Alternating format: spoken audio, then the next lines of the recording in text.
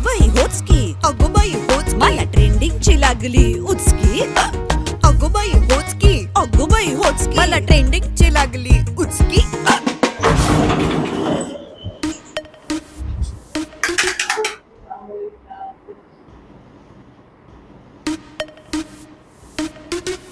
Bell वाजवू नका, घरात आल्यानंतर पावलांचा आवाज करू नका, हळू आवाजात बोला, कामापुरतच बोला आणि जा. आमची परीक्षा सुरू आहे. हुकमावरून.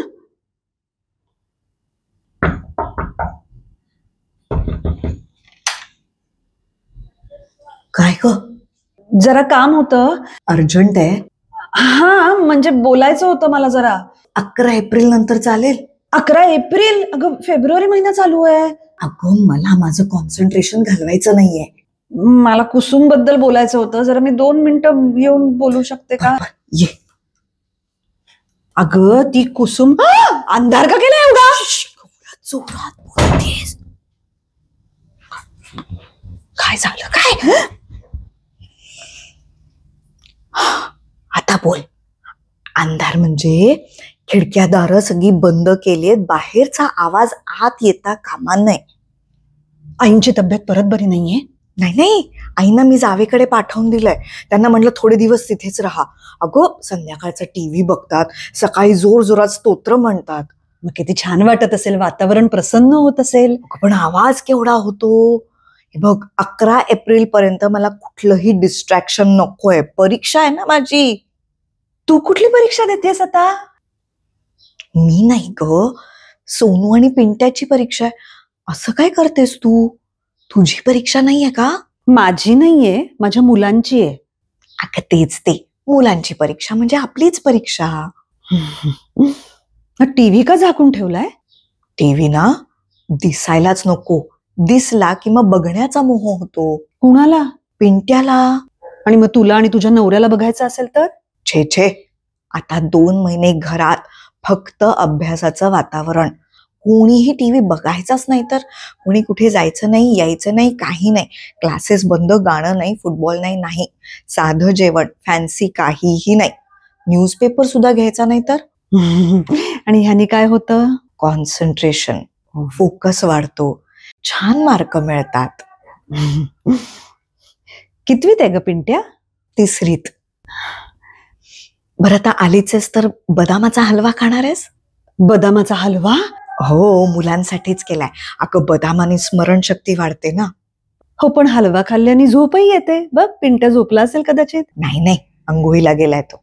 बर ऐक ना, ती कुसुम येत नाहीये परवापासनं, त्याच्यासाठी मी. काय झालं?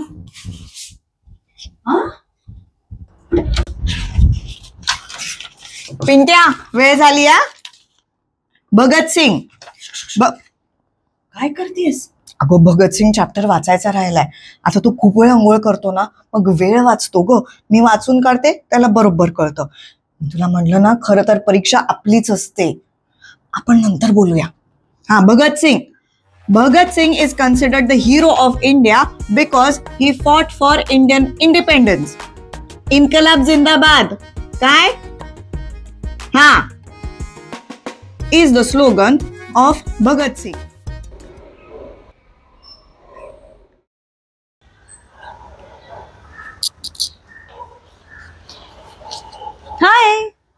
हाय.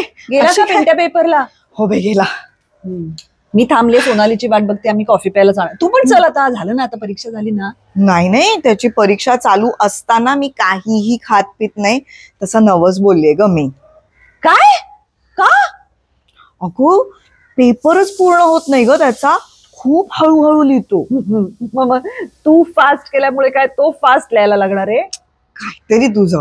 हे बघ, या अशा गोष्टी ना वर्क करतात कुठेतरी, कळलं? कधी आहे रिझल्ट आता या परीक्षेचा? पुढच्या आठवड्यात युनिट टेस्ट आहे ना. मग पुढच्या आठवड्यात येशील का? मी सोनालीला सांगते पुढच्या आठवड्यात जाऊ आपण तिघी जणी. बघू, मी सांगते तुला.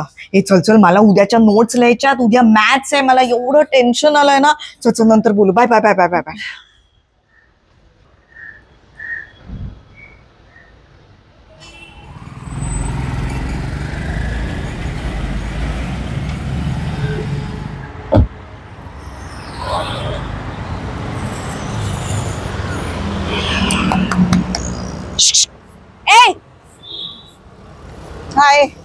काय बाहेर पडलीस एकदाची? हो बाई पडले. चला व्हेरी गुड. काय लागला रिझल्ट? नाव काढू नकोस त्या रिझल्टचं. का? मूर्ख मुलगा. याच्या परीक्षेमुळे माझं 2 किलो वजन कमी झालं, पण याने काही चांगले मार्क मिळवले नाही. किती मिळाले? 82% फक्त. बोलते. चल जरा माझ्या बरोबर. चल चल, चल. काय? मला एक सांग रुजुता, आपल्या आई वडिलांनी आपल्या शिक्षणासाठी हे एवढं असं काही केलं होतं नाही ना? तरी सुद्धा आपण शिकलो, बरे मार्क मिळाले, आपल्याला काही नुकसान नाही झालं आपलं. मग तू काय करतेस हे नव्याने शाळेत गेल्यासारखी? तू अख्खी परत शिकणार आहेस का? तो काळ वेगळा होता, आताचा काळ वेगळा आहे. एकेका मार्काने ऍडमिशन जातीये. अगं पण पिंट्या 3री ते रुजुता, आता कुठली ऍडमिशन आहे त्याची? पण आतापासून सवय नको का लावायला मुलांना? तुला एक सांगू का, तू आधी जरा रिअलिस्टिकली विचार कर. त्याच्यासाठी तू खाणं पिणं सोडण्यात काहीच अर्थ नाहीये. बरं, त्याला सवय लागायला पाहिजे, मुलांना अभ्यासाची गोडी लागली पाहिजे, छोट्या छोट्या परीक्षा असेसमेंट असल्या पाहिजेत, हे सगळं बरोबर आहे. पण तू जे काही करतेस ना, त्यामुळे तुझ्या मुलाची परीक्षेबद्दलची नावड, राग, भीती हे सगळं वाढतंय, कमी होत नाहीये. पुढची 10 वर्ष तो शिकणार आहे. तू काय पुढची 10 वर्ष अशी पॅनिक मोड मध्ये जाणार आहेस दरवेळी त्याची परीक्षा आल्यावर? ऐक जरा, चिल, रिलॅक्स. परीक्षा शांतपणे देता येणं, त्याचं प्रेशर न घेणं आणि आईनी त्यावेळी पॅनिक न होणं, हे सुद्धा शिकायला हवं आणि मुलांना शिकवायला हवं. आणि तू आता एक्झॅक्टली त्याच्या उलट करतेस. तुझ्यामुळे तुझ्या मुलाचं अभ्यासाचं आणि परीक्षेचं टेन्शन वाढतंय, कमी होत नाहीये. हे तुला कळतंय का?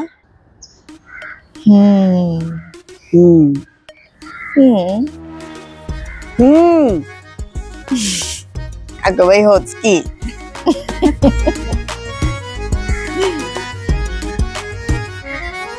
मुलांच्या परीक्षेमुळे स्वतःची झोप उडवून घेणारे कोणीतरी पालक असतीलच ना तुमच्या आजूबाजूला, त्यांना हा व्हिडिओ नक्की पाठवा. आणि असेच आमचे व्हिडिओ बघत राहा, कमेंट करत राहा आणि सगळ्या मित्रमैत्रिणींना पाठवत राहा.